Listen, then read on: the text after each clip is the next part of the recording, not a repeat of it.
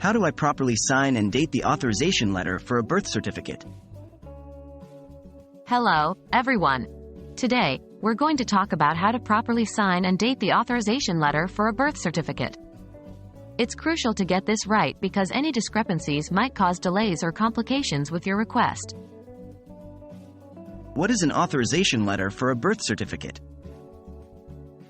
An authorization letter for a birth certificate is a document that gives another person the authority to collect your birth certificate on your behalf. This might be required if you're unable to collect it yourself. The letter should be clear, concise, and include all necessary details, such as the names of the individuals involved, their relationship, the reason for the authorization, and the specific action to be taken.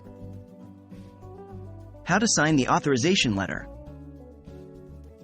First, make sure to write your letter in a formal, polite tone. When you've finished composing the letter, leave a few lines blank at the bottom for your signature. You should sign the letter in blue or black ink.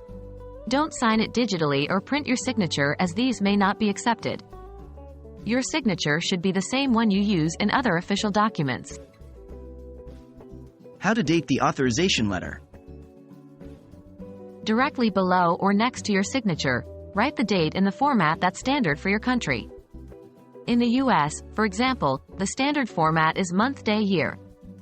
Ensure the date is the day you're signing the letter, not the date you wrote the letter. What else should you remember? It's crucial to include your full legal name in print underneath or beside your signature for identification. Also, remember to proofread your letter for any spelling or grammatical errors. And that's it.